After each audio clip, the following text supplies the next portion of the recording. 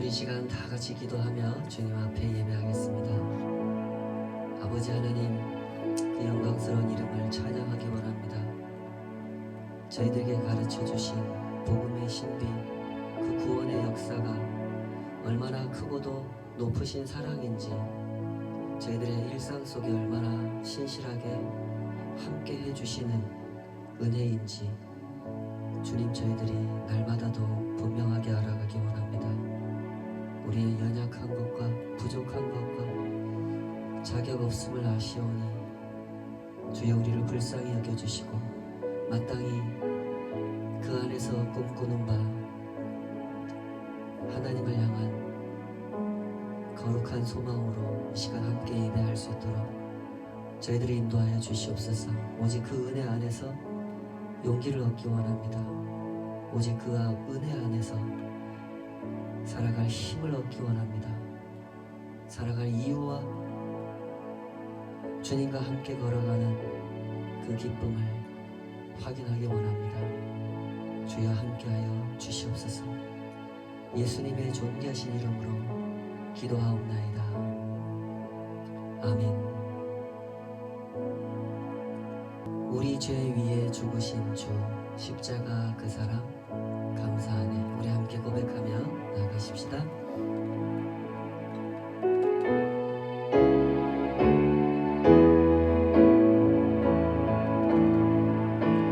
우리 죄 위에 죽으신 주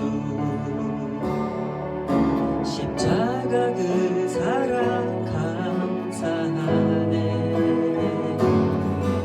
날마다 주의 형상대로 변화되리라.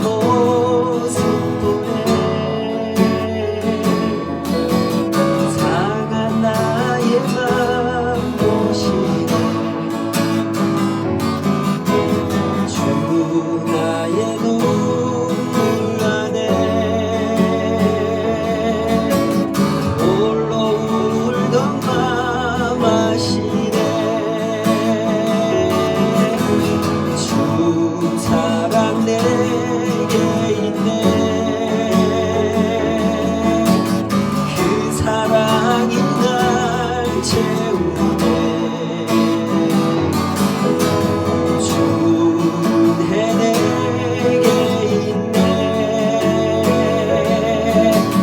그 은혜로 날 세우네. 세상 소망 다 사라져가도 주의 사랑은 끝이 없으니 살아가는 이 모든 순간이 주 은혜임을 나는 믿네. 세상 소망 다 사라져가도 주의 사랑은 끝이 없으니 살아가는 이 모든 순간이 주 은혜임을 나는 믿네. 살아가는 이 모든 순간이 주 은혜임을 나는 믿네.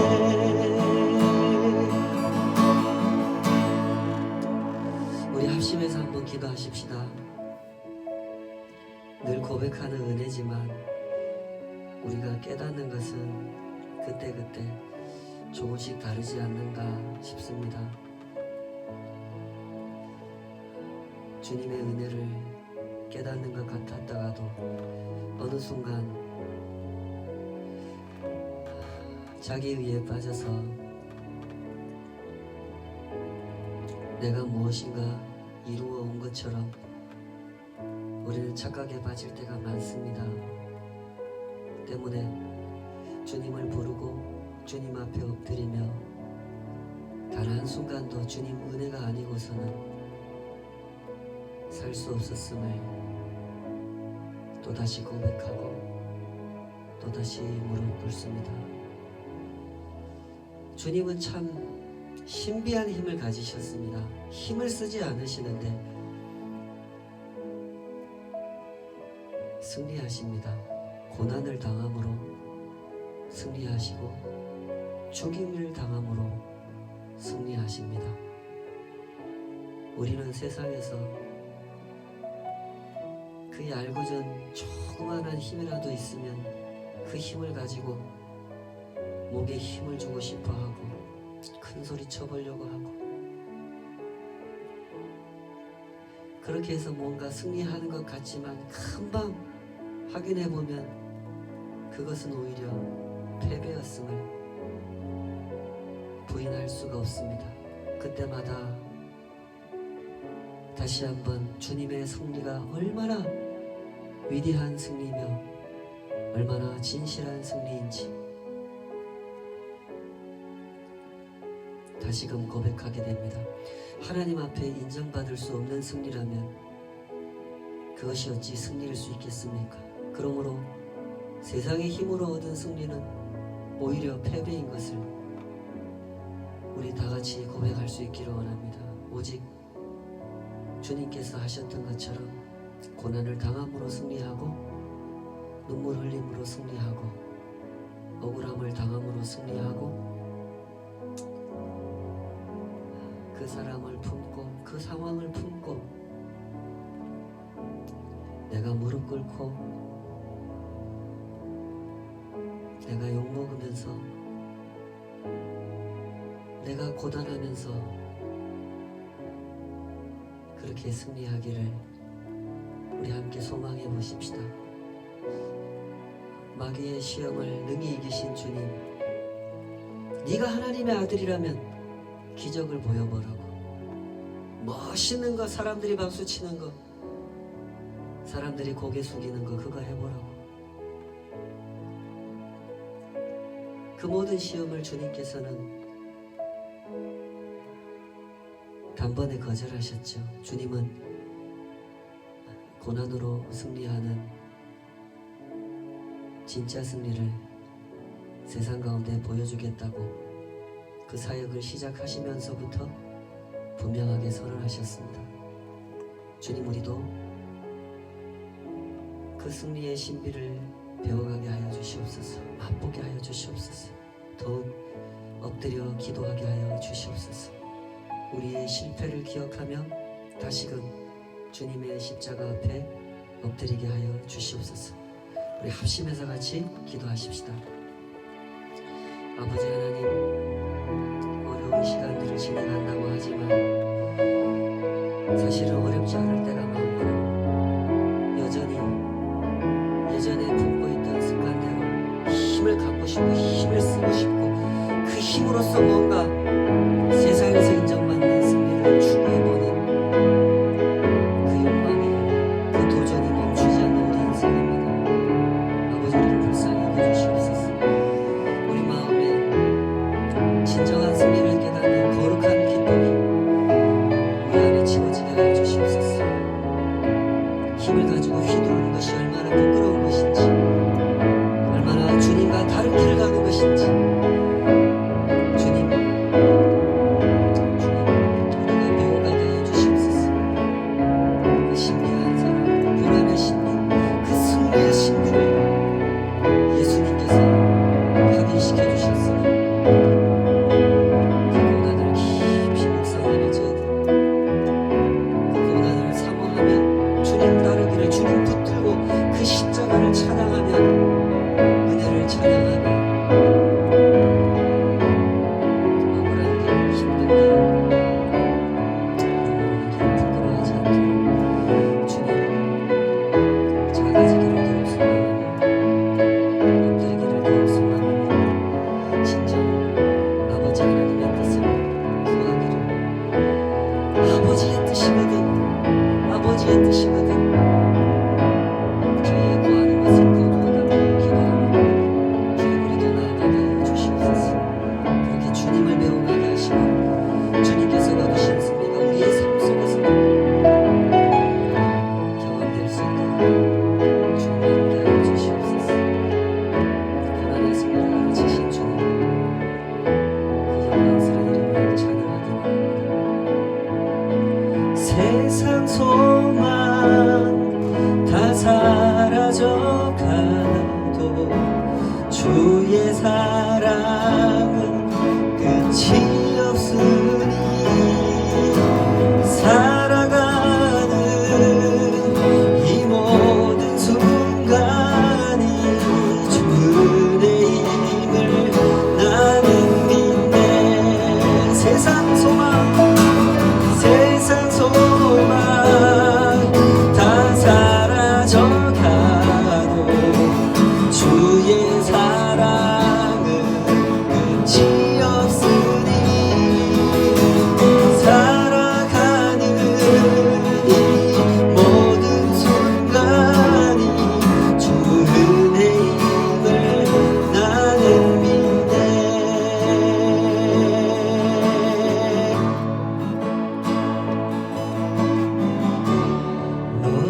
너의 쓴 잔을 내가 마시고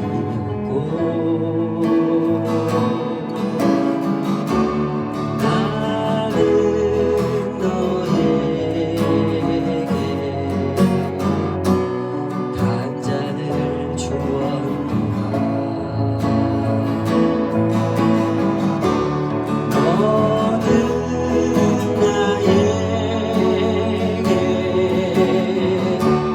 나에게로 오라.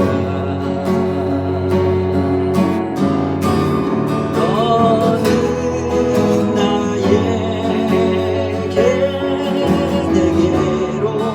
내게 오라. 너의 쓴 잔을 받아는 나의 사랑을 거절하지 말고 너에게 주는 나의 단잔을 받아 마시라.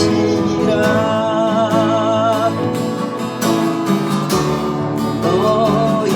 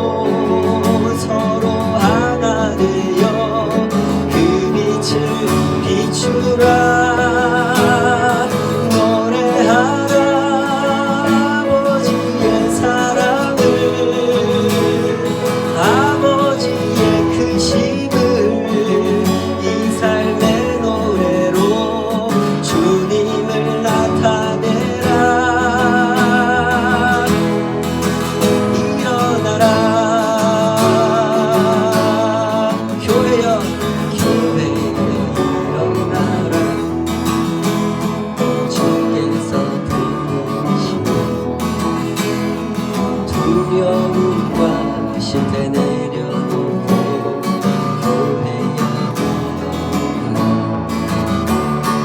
교회여 일어나라 주께서 보내신 늘 부르신 삶의 자리에서 교회여 일어나라 우린 세상의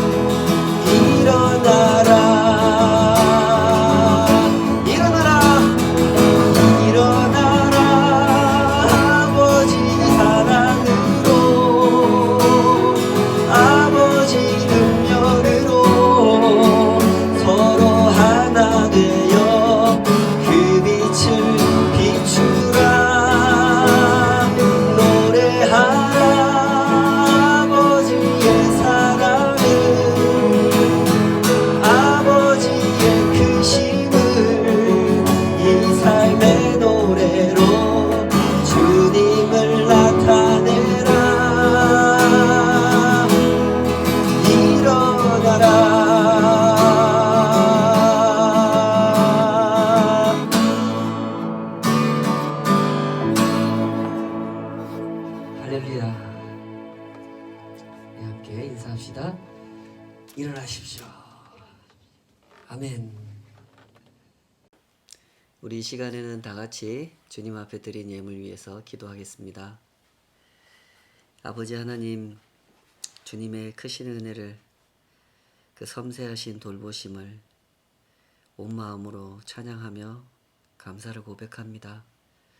저희들이 살아가는 하루하루 그 모든 필요를 너무나 정확하게 아시고 너무나 넉넉하게 또 은혜롭게 하나하나 채워주시며 오늘 이 순간까지 우리를 살아가게 하신 그 은혜 앞에 저희들이 엎드리기 소원합니다.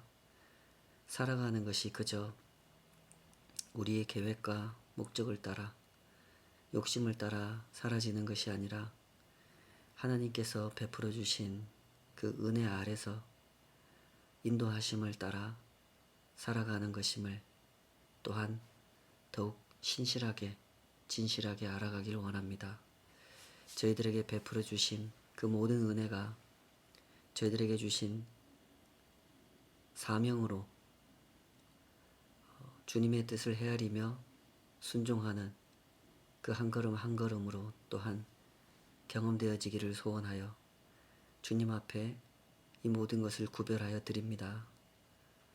그 마음속에 하나님을 향한 또 우리 삶에 허락하여 주신 그 사명을 향한 진심이 담겨지게 하여 주시고 그 신실함이 주님의 손 앞에 올려드려져 주님의 뜻 가운데 쓰임받기를 원합니다.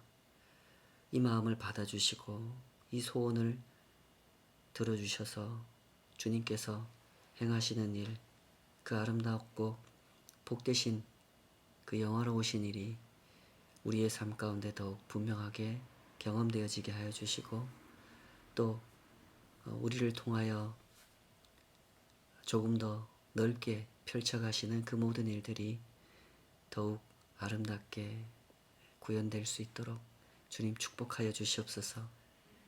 하루를 살더라도 주님 앞에서 살아가는 저희들의 삶이 그렇게 주님과 동행하며 주님께 부족하나마 쓰임받는 삶이기를 간절히 소원하오며 이 모든 것을 주님 앞에 드림에 있어 받아주시는 사랑과 사용하여 주시는 그 은혜로우심을 마음 깊이 찬양하기를 간절히 소원하오며 모든 것을 우리 주 예수 그리스도의 이름 받들어 기도하옵나이다.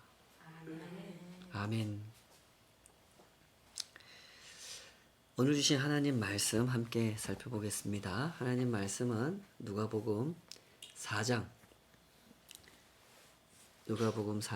14절에서 30절까지 말씀입니다. 누가복음 4장 14절에서 30절까지 다 찾으신 줄 알고 한 목소리로 같이 읽겠습니다. 시작. 예수께서 성령의 능력으로 갈릴리에 돌아가시니 그 소문이 사방에 퍼졌고 친히 그 여러 회당에서 가르치심에 뭇사람에게 칭송을 받으시더라. 예수께서 그 자라나신 곳 나사렛에 이르사 안식일에 늘 하시던 대로 회당에 들어가사 성경을 읽으려고 서심해 선지자 이사야의 글을 들이거늘 책을 펴서 이렇게 기록된 데를 찾으시니 곧 주의 성령이 내게 임하셨으니 이는 가난한 자에게 복음을 전하게 하시려고 내게 기름을 부으시고 나를 보내사 포로된 자에게 자유를 눈먼 자에게 다시 보게 함을 전파하며 눌린 자를 자유롭게 하고 주의 은혜의 해를 전파하게 하려 하심이라 하였더라. 책을 덮어 그 맡은 자에게 주시고 앉으시니 회당에 있는 자들이 다 주목하여 보더라. 이에 예수께서 그들에게 말씀하시되 이 글이 오늘 너희 귀에 응하였느니라 하시니 그들이 다 그를 증언하고 그 입으로 나오는 바 은혜로운 말을 놀랍게 여겨 이르되 이 사람이 요셉의 아들이 아니냐. 그들에게 이르시되 너희가 반드시 의사야 너 자신을 고치라 하는 속담을 인용하여 내게 말하기를 우리가 들은 바 가버나움에서 행한 일을 내 고향에서도 행하라 하리라. 또 이르시되 내가 진실로 너희에게 이르노니 선지자가 고향에서는 환영을 받는 자가 없느니라. 내가 참으로 너희에게 이르노니 엘리야 시대에 하늘이 3년 6개월간 닫혀 온 땅에 큰 흉년이 들었을 때에 이스라엘에 많은 과부가 있었으되 엘리야가 그중 한 사람에게도 보내심을 받지 않고 오직 시돈 땅에 있는 사렙다의 한 과부에게 뿐이었으며 또 선지자 엘리사 때에 이스라엘에 많은 나병 환자가 있었으되 그 중에 한 사람도 깨끗함을 얻지 못하고 오직 수리아 사람 나아만 뿐이었느니라. 회당에 있는 자들이 이것을 듣고 다 크게 화가 나서 일어나 동네 밖으로 쫓아내어 그 동네가 건설된 산 낭떠러지까지 끌고 가서 밀쳐 떨어뜨리고자 하되 예수께서 그들 가운데로 지나서 가시니라. 아멘. 오늘 말씀으로 지나서 가시니라 이런 제목으로 함께 하나님 말씀 살펴보도록 하겠습니다. 한때 저는 하나님을 향해서 아주 깊은 불만을 품고 감히 하나님께 덤벼들었던 적이 있었습니다. 믿으실지 모르겠지만 초등학교에 들어가기 전에도 그런 적이 있었고 중학생쯤 되었을 때도 그랬었고 20살이 넘어서도 그런 적이 있었습니다. 지금 생각해보면 참 어처구니가 없는 일들이지만 그 당시에는 나름대로 아주 진지하고 아주 심각했었습니다. 다들 그렇듯이 저도 행복하게 살고 싶었고 기쁘게 살고 싶었습니다. 그런데 현실은 항상 어두웠었죠. 그래서 막막했고 어떻게 살아가야 할지 희망을 어디에 두고 살아야 할지 너무나 답답했습니다. 그래서 어릴 때부터 다녔던 교회에서 배우기를 하나님께 기도하면 들어주신다 이렇게 배웠기 때문에 저도 나름대로 하나님께 기도를 열심히 했었습니다. 그런데 별다른 변화가 없었습니다. 여전히 답답했고 불안했죠. 그래서 하나님을 향해 소리도 질러봤습니다. 하나님, 정말로 살아 계십니까? 정말로 살아 계신다면 한번 나타나 보세요. 왜 그렇게 숨어 계시는 겁니까? 불러도 대답도 없고 뭘 보여주시는 것도 아니고 하나님은 도대체 왜 그렇게 사십니까? 하고 따졌던 적이 있었습니다. 제가 그렇게 따지고 나서 그 다음에 어떻게 됐는지 아시겠죠? 제가 하나님 앞에 한번 나타나 보시라고 막 따졌음에도 불구하고 아무 일도 일어나지 않았습니다. 좀 엉뚱하게 들리실지 모르겠지만 저는 그때 일을 감사하게 생각합니다. 만약에 그때 하나님께서 저한테 갑자기 나타나셨으면 제가 그 하나님을 어떻게 감당하겠습니까? 하나님께서 그때 저에게 나타나지 않은 것이 감사하고 그때 저를 벌하지 않으신 것이 참 감사합니다. 앞뒤 분간도 할 줄 모르는 저에게 하나님께서 나타나시면 제가 그 하나님을 어떻게 상대했겠습니까? 야복강 나루터에 나타나신 그 하나님 기억나시죠? 야곱은 그 하나님이 하나님인 줄도 몰랐습니다. 그래서 야곱이 그때 하나님을 어떻게 상대했습니까? 필사적으로 하나님과 싸웠죠. 하나님을 하나님으로 알아보지 못하는 사람이 할 수 있는 것은 그런 것밖에 없는 거죠. 아무리 힘을 써봐야 쓸모없는 힘만 잔뜩 쓰다가 새벽을 맞이하게 되는 것입니다. 여기 사람의 몸을 입고 유대인들에게 찾아오신 하나님이 계십니다. 바로 예수님이죠. 오늘 우리가 그 본문을 읽었는데요. 이 유대인들도 예수님을 제대로 알아보지 못합니다. 참 이상한 것은 이 사람들이 나름대로 성경을 열심히 공부하는 사람들이었는데도 예수님을 알아보지 못했다는 겁니다. 정말로 이 사람들의 열정은 남달랐습니다. 이 사람들은요, 열심히 성경을 읽으면서 살아가는 사람들이었습니다.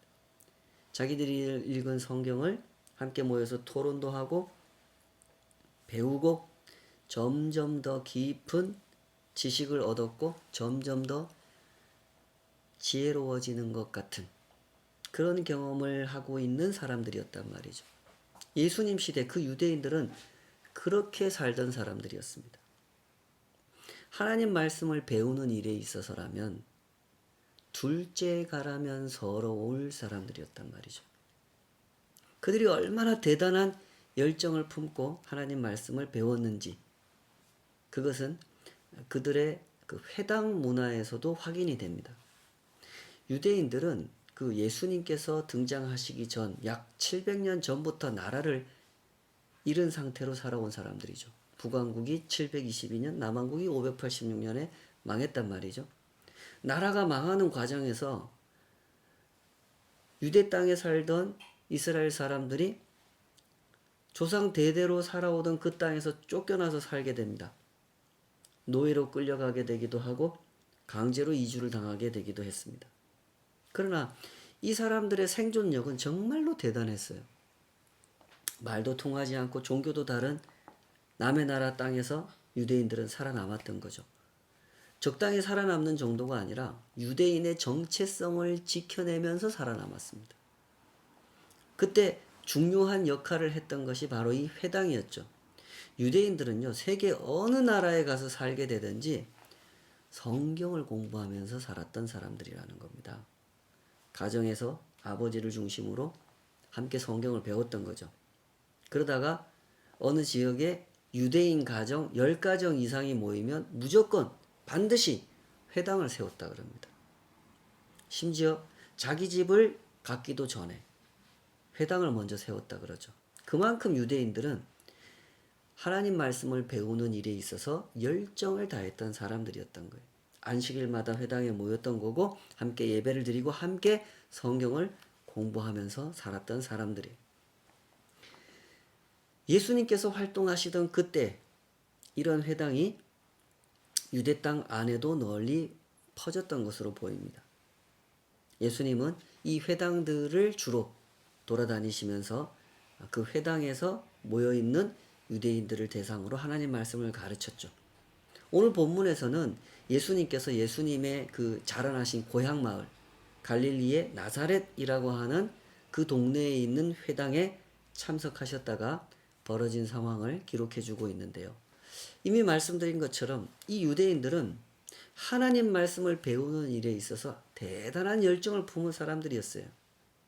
그날 그 안식일에도 이 나사렛 유대인들은 열심히 하나님 말씀을 공부하고 있었죠. 그 사람들이 회당에 모여서 하나님 말씀을 정확하게 어떤 방식으로 공부했는지 자세하게 알기는 어렵지만 오늘 본문을 통해서 우리가 대략 알 수 있는 내용들이 있죠. 아마도 그 당시 2000년 전 유대인들은 회당에 모여서 성경을 공부할 때 모세 오경 중에서 한 권을, 또 선지서에서 한 권을, 성문서에서 한 권을 이렇게 돌아가면서 한 권 한 권 랍비들이 읽거나 지도자가 읽거나 하면서 돌아가면서 읽는 방식으로 성경을 공부했던 것 같습니다. 아마 예수님 앞에 누군가가 신명기 말씀을 읽었을지도 모릅니다. 그리고 예수님 차례가 왔어요.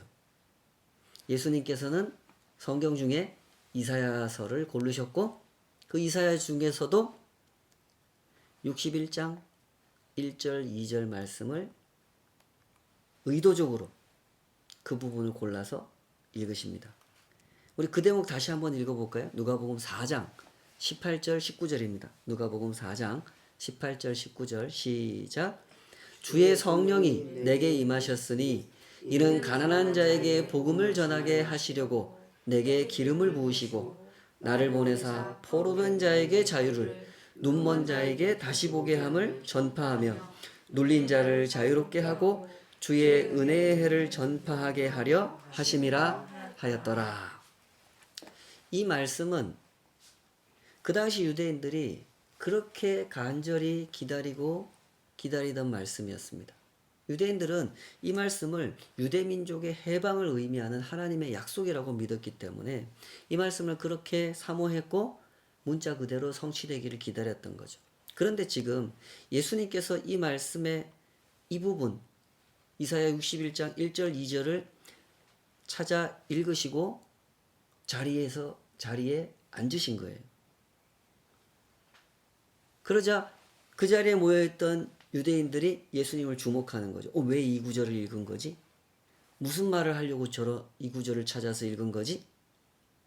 사람들이 딱 주목하고 있을 때 예수님께서 말씀하셨죠. 4장 21절. 이에 예수께서 그들에게 말씀하시되 이 글이 오늘 너희 귀에 응하였느니라. 이 말씀이 이제 실현되기 시작했다는 거예요. 그러자 그 말씀을 듣고 있던 어떤 사람들은 기뻐했고 어떤 사람들은 놀랐고 어떤 사람들은 이상하게 생각했어요. 이상하게 생각한 사람들의 마음은 이거죠. 이 사람 요셉의 아들 아니야? 요셉의 아들이 아니더냐? 이 말은 이런 뜻이에요. 요셉의 아들이 어떻게 선지자일 수 있지? 우리 그거 믿을 수 없어. 요셉은 우리 동네 사람이잖아. 예수는 요셉의 아들이잖아. 예수 저 녀석 어릴 때부터 내가 봤던 애인데. 예수님은 이 사람들의 마음을 간파하고 계셨습니다. 그들이 얼마나 자기중심적으로 생각하고 자기 경험을 중심에 두고 판단하고 있는지를 아셨죠. 그래서 그 사람들을 꾸짖기 시작하십니다. 너희는 나에게 이적을 보여달라고 요구하고 싶겠지? 당신이 하나님께서 보내신 메시아라는 사실을 우리가 믿을 수 있도록 증거를 보여달라고. 가버나움에서 그런 이적 많이 보여줬다며. 우리한테도 보여줘봐. 그러면 믿어줄게. 라고 너희들은 생각하겠지? 그러나 나는 너희가 원하는 그것을 보여주지 않겠다. 내가 너희에게 보여주고 싶은 것은 이적이 아니라 진실이기 때문이다. 내 설명을 들어보겠느냐? 성경을 열심히 읽는 너희여. 엘리야 시대에 큰 흉년이 들었을 때 하나님께서 이방인의 땅에 사는 그 과부에게만 이적을 보여주시고 이방인 나만에게만 나병 치유의 이적을 경험시켜 주셨다는 이야기 너희도 성경에서 읽어봤지 않느냐? 그런데 왜 그 메시지를 이해하지 못하느냐? 엘리야와 같은 시대를 살았던, 엘리사와 같은 시대를 살았던 너희 조상들이 진실을 보려 하지 않고 이적만 보려 했기 때문에 하나님께서 그렇게 하신 것이 아니냐. 그리고 지금 너희도 그와 같은, 너희 조상들과 또 같은 그런 태도를 보이고 있구나. 이렇게 꾸짖으셨죠. 예수님은 참 아프게 말씀하셨어요. 유대인들이 그 당시 어떤 삶을 살아가고 있었습니까? 세계 최강 로마 제국의 지배 아래서 억압당하고 착취당하면서 살아가고 있었잖아요. 식민 지배를 당한다고 하는 것이 얼마나 굴욕적이고 고통스러운 경험입니까? 그러면 좀 그들의 심정을 헤아려서 좀 예수님께서 좀 이렇게 따뜻하게 위로도 하시면서 희망적으로 이렇게 말씀해 주시면 참 좋잖아요. 그렇게 말씀해 주셨으면 안 됐을까요? 잠시 그런 생각도 해보게 되지만 그 장면 이후에 이어지는 이 사람들의 모습을 통해서 우리는 아, 예수님 그렇게 말씀하실 수밖에 없었구나 하는 진실을 확인하게 되죠. 예수님께서 그토록 강하게 말씀하셔야 했던 이유, 우리 4장 28절 29절 다시 한번 같이 읽어보십시다. 4장 28절 29절 시작. 회당에 있는 자들이 이것을 듣고 다 크게 화가 나서 일어나 동네 밖으로 쫓아내어 그 동네가 건설된 산 낭떠러지까지 끌고 가서 밀쳐 떨어뜨리고자 하되. 예수님의 설명을 듣고 조금 전까지 은혜를 받았던 사람들이 완전히 돌변해 버리죠. 이 사람들은 심지어 예수님을 죽이려고까지 했습니다. 산 낭떠러지로 몰고 갔어요. 낭떠러지 떨어뜨려 죽이려고. 이것이 바로 그 사람들의 상태였던 겁니다. 당시 유대인들의 마음에는요, 유대인을 중심으로 세상을 보려고 하는 그 잘못된 관점이 아주 깊이 뿌리 내린 상태였다는 겁니다. 세상이라는 것이 항상 그렇지 않습니까? 위에서 보는 세상이 다르고 아래에서 보는 세상이 다르죠. 왼쪽에서 보는 세상이 다르고 오른쪽에서 보는 세상이 다릅니다. 로마 사람들의 눈으로 보는 세상과 유대 사람들의 눈으로 보는 세상은 다를 수밖에 없는 겁니다. 관점에 따라서 전혀 다르게 보이는 거죠. 그러므로 우리가 세상을 살아갈 때 항상 중요한 것이 뭡니까? 대화가 참 중요합니다. 나와 다른 입장에 서 있는 사람이 세상을 어떻게 보고 있는지 그것을 들어보고 이해해 보려고 하는 그런 노력이 참 중요하죠. 그러나 그 당시 유대인들의 마음에는 그런 생각이 없었습니다. 그들의 마음에는 피해의식이 가득 차 있었죠. 저 로마 놈들 때문에, 저 이방인들 때문에, 우리가 옛날에 그 아수르 때문에, 바벨론 때문에, 헬라 제국 때문에, 페르시아 제국 때문에, 그리고 이 로마 제국까지 저놈들 때문에 계속해서 이어져 오고 있는 이 식민 통치, 이걸 벗어나지 못하면 우리는 살 수가 없다. 이런 피해의식으로 가득 차 있었어요. 그들은 다른 사람의 관점에 대해서 귀 기울여 보려고 하지 않았던 겁니다. 오직 자신들의 관점을 신뢰했죠. 우리가 세상을 가장 정확하게 읽어내고 있으며 우리가 이 세상에 참된 정의를 실현할 수 있는 유일한 사람들이라고 생각했던 겁니다. 왜 그렇게 생각했는지 아시겠죠? 왜 그렇게 생각했을까요? 유대인들은 성경을 열심히 공부하고 있었기 때문이죠. 성경을 많이 배우고 많이 공부하고 있었기 때문에 누구보다도 세상을 정확하게 읽어내고 있다고 자부했던 것입니다. 이 대목이 참 아이러니한 대목이죠. 남다른 열정으로 많은 지식을 쌓았는데 회당을 세웠고 열심히 모였고 함께 하나님 말씀을 읽으면서 하나님을 아는 지식을 쌓아갔는데 그 지식 때문에 더 교만해지고 그 지식 때문에 더 싸움을 일으키는 사람이 되어버린 겁니다. 심지어 그 싸움을 하나님을 상대로 싸우는 지경에까지 이르게 된 거죠. 예수님을 죽이려고 했잖아요. 이 사람들 왜 이렇게 됐을까요? 성경을 읽되 유대인 중심적인 관점으로 읽었기 때문인 것이죠. 오늘날에도 정통파 유대인, 이스라엘에 가면 또 전 세계 유대인들이 흩어져 삽니다만은 이스라엘에 1000만 명이 안 되는 정도의 900 몇만 명이 사는데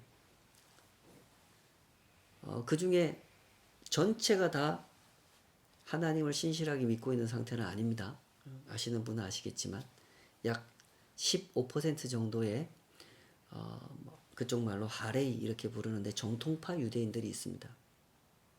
오늘날에도 이 정통파 유대인들은 성경을 아주 사랑하는 사람들로 유명합니다.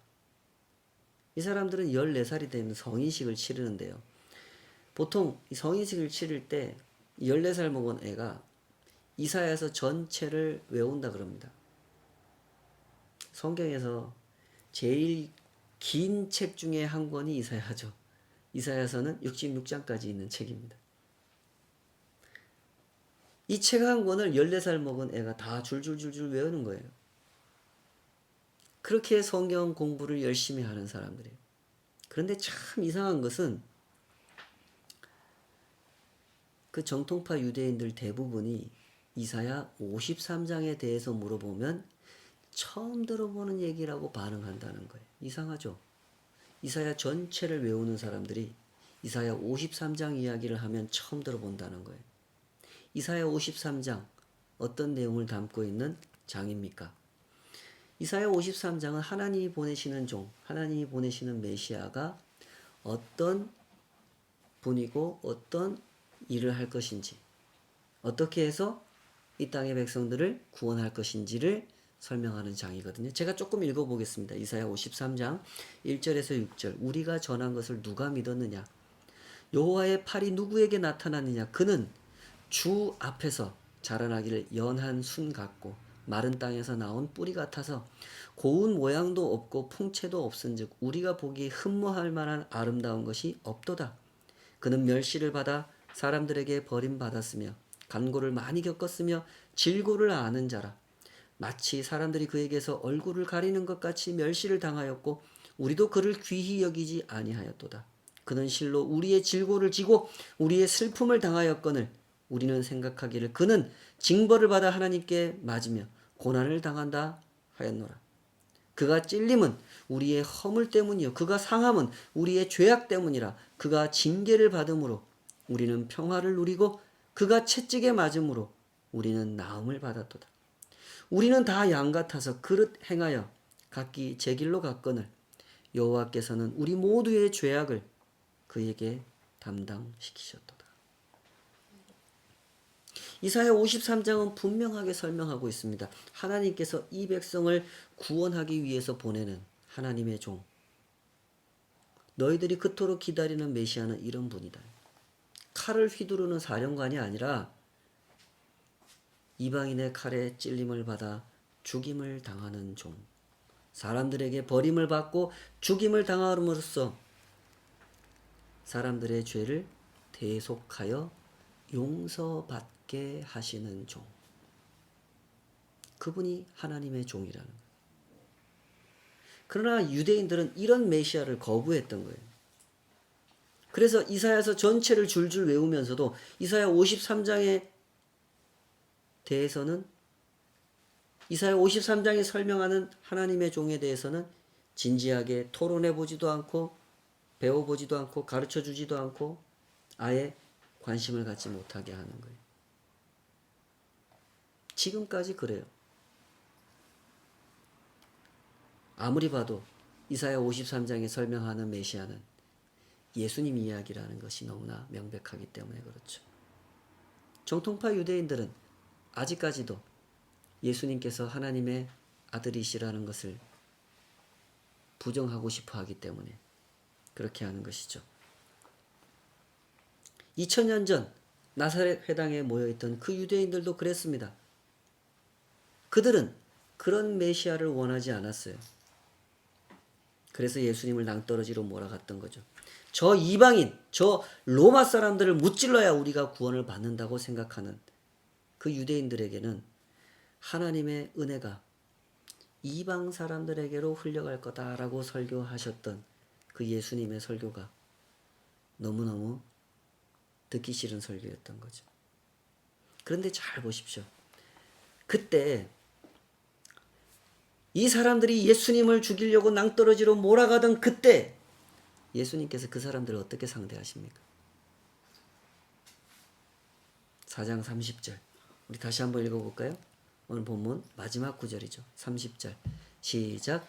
예수께서 그들 가운데로 지나서 가시니라. 우리는 여기서 두 가지 사실을 주목해야 됩니다.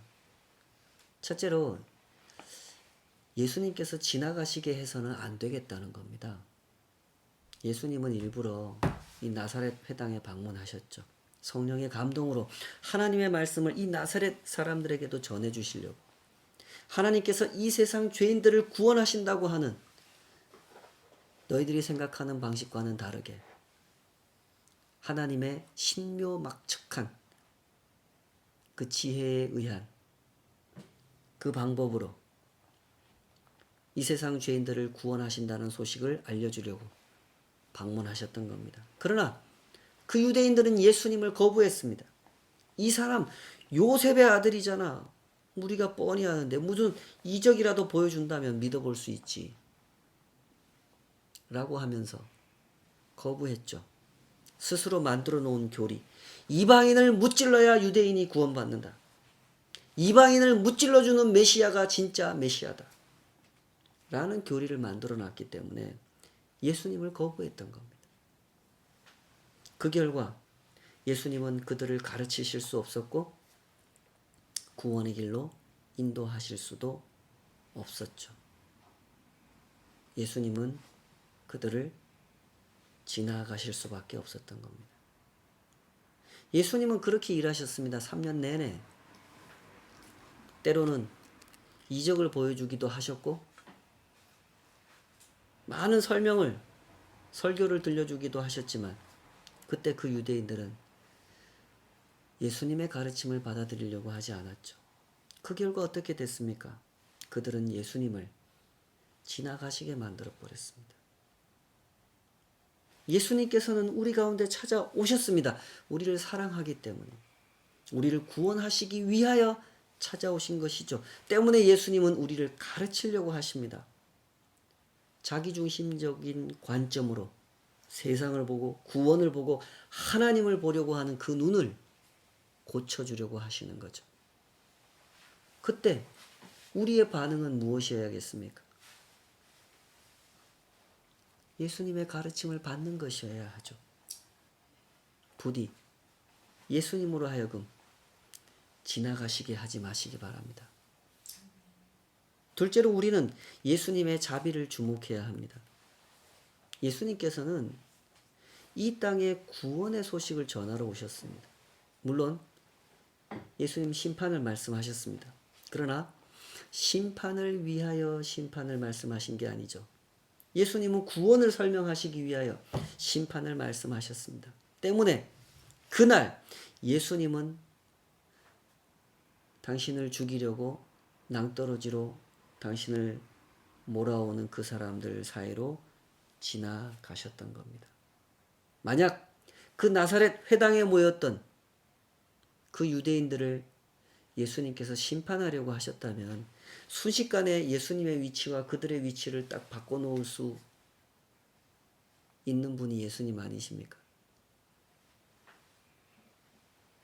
예수님은 그 순간에 그들을 낭떠러지에 떨어뜨리실 수 있는 분이셨습니다. 그러나 그렇게 하지 않으셨죠.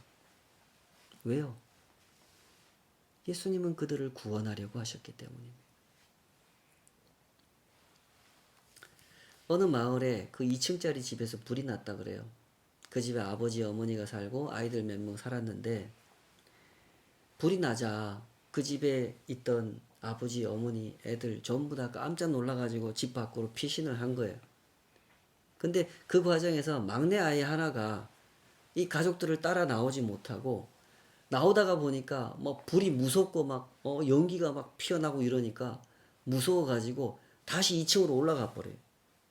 나머지 가족들은 밖으로 다 나왔는데 나와서 보니까 막내가 없는 거예요. 그래서 아버지가 밖에서 이제 집을 찾아보니까 막내가 그 2층에 그 연기가 자욱한 그 창가로 애가 나와 있는 거예요. 아버지가 소리쳤죠. 아가야 뛰어내려 뛰어내려 아빠가 받아줄게. 그러자 얘가 뭐라고 그런지 알아요? 아빠가 안 보여요. 연기가 가득 차가지고 안 보이는 거지. 그때 이 아버지가 이렇게 대답해요. 그래 아빠도 알아.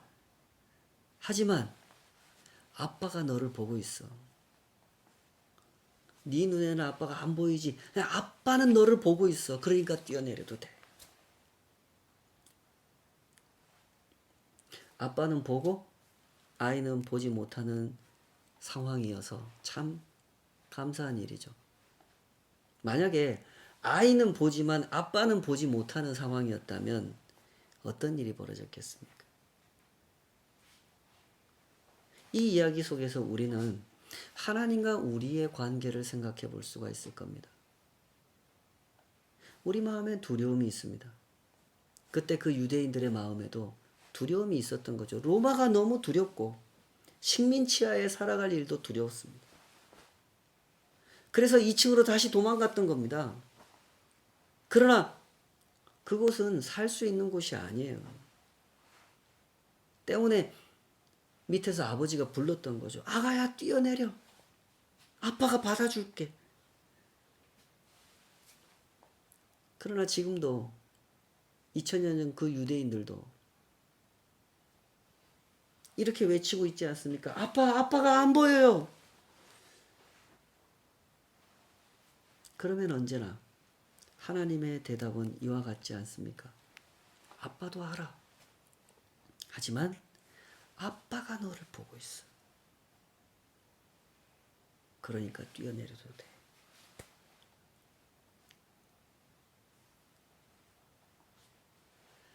예수님은 여전히 이 세상의 막내 아이들 사이로 지나가고 계십니다.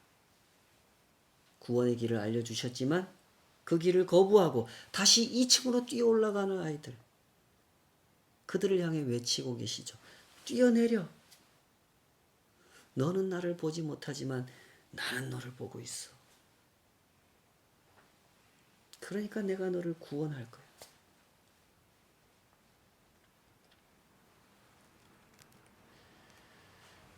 삶의 모든 상황에서 두렵고 고민하고 방황하여 어디로 갈지 몰라 헤매는 그때 이 음성을 듣고 뛰어내리면 아버지의 품에 안기게 될 것입니다. 참된 구원, 참된 자유, 참된 평화를 누리게 될 것입니다. 이 복음이 그렇게 전파된 거 아닙니까? 2000년 동안 예수님은 십자가의 죽임을 당하셨고 로마는 여전히 건재했지만 그 십자가의 품에 뛰어내린 사람들, 그 소수의 예수님의 제자들이 구원을 받았죠. 참된 구원이란 이런 것이구나. 로마를 물리침으로써 유대인의 나라를 세움으로써 얻는 구원이 아니라 로마는 여전히 건재하고 주님의 교회, 주님의 제자들은 핍박을 당하지만 그 십자가 예수님의 품으로 뛰어내렸을 때 그때 죄사함을 얻은 참된 자유를 얻은 참된 평화를 얻은 이것이 진짜 구원이구나. 이것을 경험한 사람들이 2000년 동안 계속해서 이 복음을 전파해 온 것이죠. 부디 이 복음을 받으시기 바랍니다. 이 복음 위에서 한 걸음씩 한 걸음씩 그 2000년 동안 주님의 제자들이 이어온 구원의 행진을 이어가시는 저와 여러분의 삶이 되었으면 좋겠습니다. 기도하십시다. 아버지 하나님, 저희들에게 허락하신 이 구원의 길, 참 복된 길을 저희들이 온전히 누리게 되기를 소원합니다. 구원을 얻기 위하여 우리가 할 수 있는 것이 아무것도 없음을, 다만 아버지의 품에 뛰어내리면 되는 것임을, 그것이 두렵게 느껴지고 그것이 어렵게만 느껴지는 저희들의 마음에 그런 걸림돌이 있지만, 그것은 그저 사람의 생각으로 느끼는 걸림돌일 뿐 실제로 존재하는 것은 아니라는 사실. 주님, 우리가 그 진실을 보게 하여 주시옵소서. 예수님께서 당신의 사람들에게 보여주기 원하셨던 진실, 이적이 아니라 진실, 그 진실을 날마다 보기 원합니다. 우리의 눈을 열어 주시옵소서.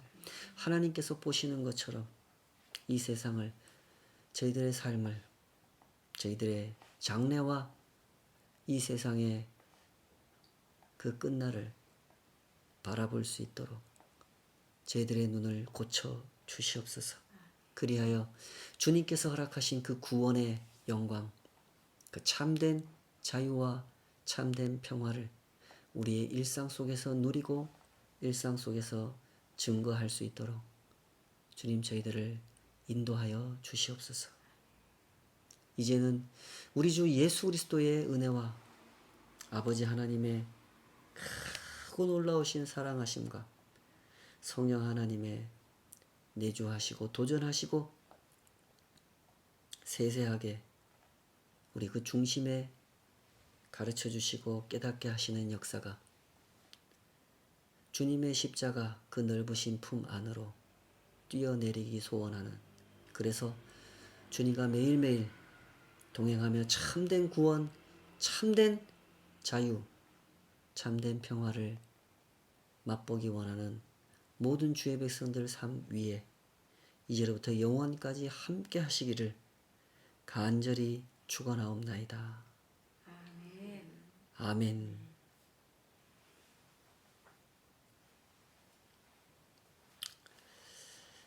네, 감사합니다. 여러분 한 주간도 주님 안에서 승리하시기를 바랍니다.